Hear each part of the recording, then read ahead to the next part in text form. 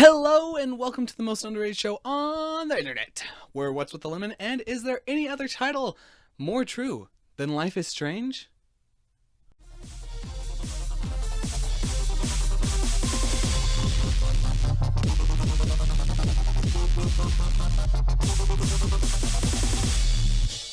I don't care what you guys say. I'm in love with E3 this year. I think it's awesome. But the number one game I'm most excited for has to be Life is Strange 2, the prequel or whatever. I'm not sure if that is the Life is Strange 2 news that we're hearing, or this is just going to be a prequel, and then bam, Life is Strange 2 also. Regardless, this has to be the biggest news for me. I've been in love with this game ever since I first saw it way all those years ago. The game wasn't even out yet. I had the wallpaper. I'm obsessed, obviously. I mean, look at this. I beat it on both systems. God damn, this game is amazing. That got me thinking, though. What's like the best chapters in this game? I gotta rate this thing 1 to 5. Let's see who's the best. Here we go. Episode 3, Chaos Theory. Now, let me start off by saying, obviously, all these episodes are great, and it actually was harder than I thought to put these in a list that aren't 1, 2, 3, 4, 5, because as the game progresses, obviously the developers and all those guys get more comfortable and the story just becomes better. But there were just some things about 3 that weren't my favorite. And number 1, I honestly have to say, the pool scene, which was good, was oh so incredibly cringy. Like, I mean, I don't know if it was just me, but it was weird. I'm not sure I liked it. All the other parts were awesome during the night sequence and all that, but that pool was terrible. But the rest of the night was awesome. Like when you go into the principal's office, everything leading up to that point I thought was really funny. The comedic timing was a lot better. This bastard open, she can't cheat with her rewind. Oh, this is bullshit. Fucking door. Welcome to my domain. You are magic. I have no clue how the hell you got in there, but you did it, sister. And in the office itself, you had those 2 choices, which honestly was not the hardest choices for me, but they were actually like, I remember like almost getting my phone out and being like, I gotta check, I gotta see what happens, blah blah. But it was really cool, and how the episode starts itself was, I loved it. No matter what happens at the end of episode 2, both consequences are pretty cool. I obviously won't say which one I got until I get to the episode 2 itself. And then obviously the rest of the episode, you know, you find yourself getting some more information about Chloe and Rachel. You find out, I'm pretty sure in this episode, that Rachel and Frank were seeing each other, which was decent. I didn't mind it. The whole stuff with the RV was cool. The dog, obviously for me, or not obviously, who knows, but he was still alive, so that all worked out pretty well. I didn't really care in difference. I never actually, in any of my playthroughs, I never ended up hurting or killing the dog, so I have no idea how that actually affects the story at all. But the back in time stuff with Chloe and Max and her dad and all that stuff, that was where I thought this episode was awesome. I mean, just pretty much any of the back in time stuff, I don't know why, but I really liked, which makes me super excited for the new Life is Strange. That's going to be so cool. And just how this episode ends, so amazing. This game, other than like the first episode, even though the first episode does do it, a lot of the very end is cliffhangery, and I don't know how you guys like it, but that just, I'm a sucker for cliffhangers, and they did them excellent in this game. I'm pretty sure, yeah, you find out after you change, you know, you make sure Chloe's dad is alive. It ends with you going back in time. It's all messed up. You go to her house because you think you fixed everything, and boom, she's in a wheelchair.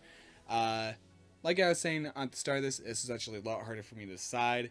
This was kind of, it was either between this and the next one that I was trying to figure out what order. But even though it was an amazing episode, this is probably my least favorite of all the episodes. Episode 1. I'm not even going to attempt to say the actual title, so I'm just going to go right past it. This was, you know, the moment I was waiting for, like I was saying at the start of the list. I wanted to play this game as soon as I saw it. I had to wait a long time. I finally bought the episode, and I put it in, and I had to, like, I didn't want Justice around, because I was like, if Justice sees this, he's going to be like, bro, you wasted your money. And honestly, I mean, like, I did think that I did waste my... Wow, I did think I did. That was a lot of dids in one sentence. Okay, other than that, obviously the episode starts with I'm pretty sure you're in the middle of the storm. I can't remember if you're right by the lighthouse or you're walking towards it. And then it just storm's getting worse and worse. And then boom, you find yourself waking up in a classroom and, you're like, what the crap? That was a weird dream. And I actually really like how they do this. You get out of the classroom after a little bit of dialogue, blah, blah. And you're walking through the halls. The music in this game, I think I talked about in my review way long ago when I just reviewed episode 1. I love the music in this game. Like, I listened to it a lot. I know a lot of the music obviously wasn't made for the game, but the soundtrack was amazing. And like between this episode and episode 2, best music. Gotta love it. Oh my god. But anyway, you find yourself in the girls' bathroom and you're freaking out. You see a picture of a butterfly. Boom, you click it, and then Chloe comes in and she's getting harassed by Nathan. He gets a gun and threatens to shoot, and behold, he ends up shooting her. You freak out, and boom, you restart the day. It's awesome. Great start to the game. Later outside, you're with your friend. Nathan comes out again, threatening you, blah, blah, blah, beats up your friend. Max comes to say... you wouldn't know I actually like this game by how many times I mess up the names. Chloe comes to save you. You get in the car. Like I was saying, I think way before, this is, it did what it needed to do to be a good first episode, and it did get me hooked. You talk in the car, you end up going to the lighthouse with Chloe after a while. It ends with you seeing the newspaper of just destruction of the town, and you're like, what the crap? I ended up playing this game, and then it was months before I could get the second episode just because I could never afford it. But I always wanted to. It got me hooked, and I can never get it unhooked. Welcome home, Max.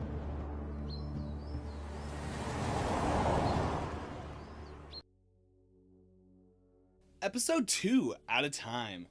Now, before I go any further, I just have to say, screw you train part. I hated that whole part.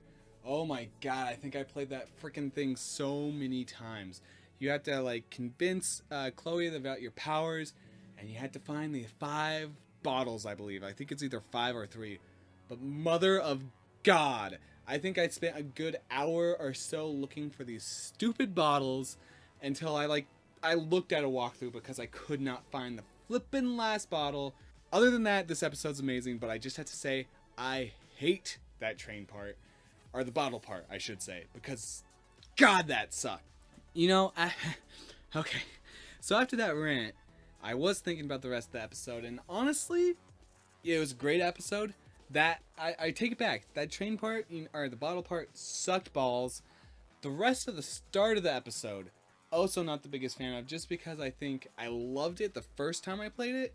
But man, when I was going back to replay it to get all the achievements, blah blah blah, the diner stuff, also didn't like. I loved the actual dialogue and stuff, but when you have to go back in time, keep on doing different things to teach Chloe or show Chloe that you do have these powers, it does get kind of annoying.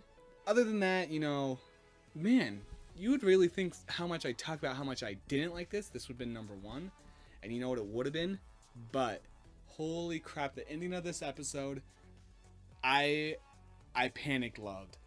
This is when Kate is throughout the game, she's being made fun of, being called the slut because she's, a Christian and all this stuff, and she went into a party and got drugged and, did a bunch of things, and the girls and guys are just, picking on her the whole time. She's depressed, and she's about to commit suicide. You freak out, you go see all these kids that are looking up at top of the school, and you see her, and your powers are paused or whatever, so you can't do anything. And so if this is the one choice in the whole game, if you screw this up, you're screwed. You're done. And I panicked. Okay, so everyone says, Chloe and Max, favorite characters. Kate was by far my favorite character. And I honestly, the panic was real in this situation. I loved it so much. That being said, I failed the first time. And she totally killed herself. And it was awful. I think it was super late at night when I played it, and I just sat there and I was like, this can't be. I reloaded. I think I had to play another, good 30 minutes just to get to that point. But I was like, she has to survive. I cannot let her die. And yeah, so the second time I did it, you know, you did all the right choices. She survived. You help her down. Super nice hug. This, honestly, this was when I decided this game was the best. The scene, it was super real and just so cool. In other games, you know, when characters do this kind of stuff, it doesn't really get you. But for me, this game was, it just got me. It got like at my heartstrings and just yanked it. And holy crap, I love this. This still is one of the greatest moments, I think, in like the feels. Right in the feels, man. Right in the feels.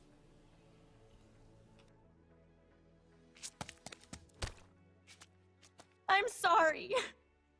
Sorry. What are you talking about?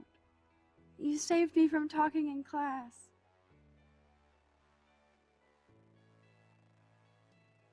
Episode 4, The Dark Room. Okay, so I believe, obviously, this is right after episode 3. So you start in this like alternate reality where Chloe is still wheelchaired. You just open the door and you see her, and you're like, "What?" And that's where it starts, and it's awesome. I think it's super cool to see this other Chloe that's, you know, obviously can't do anything and isn't all this like punk rock girl that she is normally. This was like the perfect intro to an episode. It was awesome.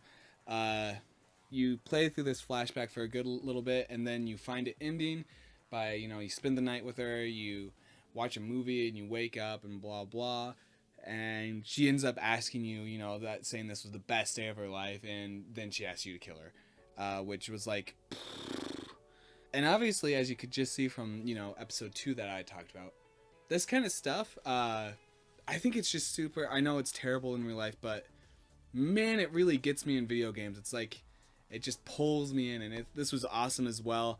I believe this one, the first time I played it, I couldn't do it. I didn't end up killing her. Honestly, I feel like actually killing her, even though that sounds terrible, is the better option.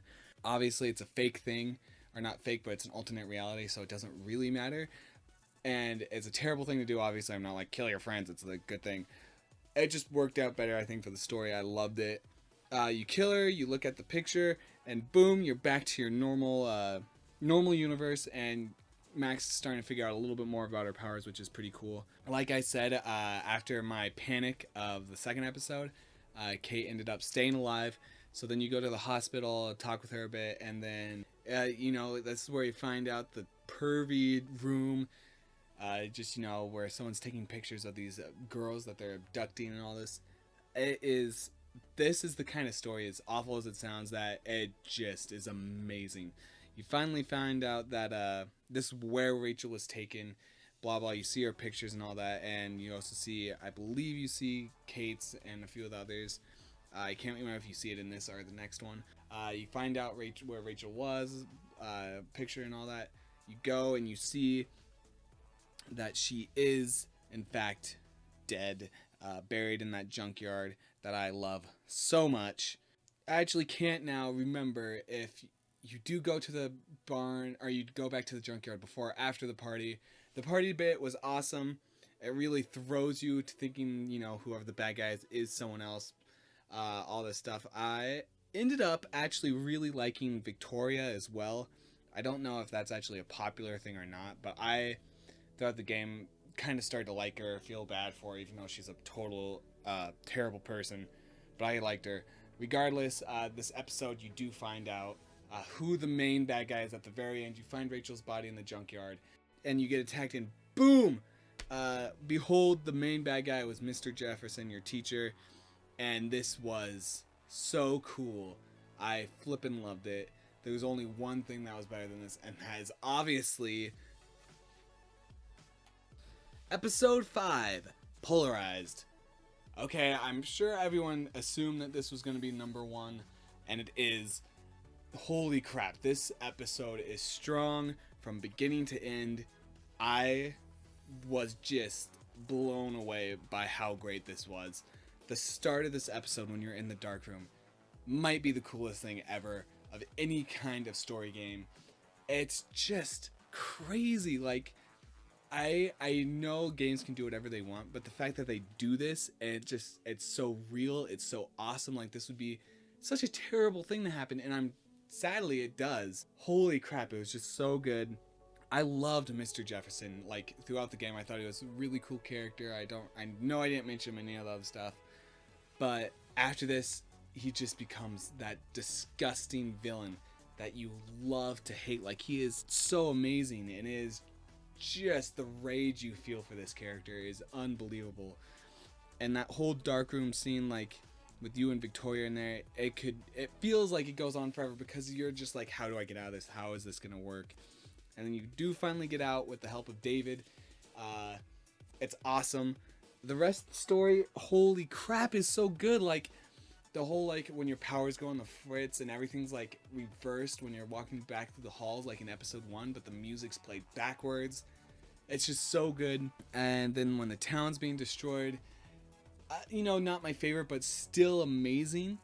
And then the ending, holy crap. This was just like episode 2, where, you know, I made my choice. My original choice was I chose to leave the town with Chloe and let it be destroyed, which was, you know, super sad because, like I was saying, Kate was my favorite character. And in my mind, I was like, oh, she gets out. She does get out. That's how I do it. But then I had to replay the whole game to, you know, see the other ending, which was a good ending where you kill Chloe, or you sacrifice Chloe. I wouldn't say you kill her, and then the town survives and all the people. Both endings are super sad. I definitely say the better ending is when you leave with Chloe. I just think it's great.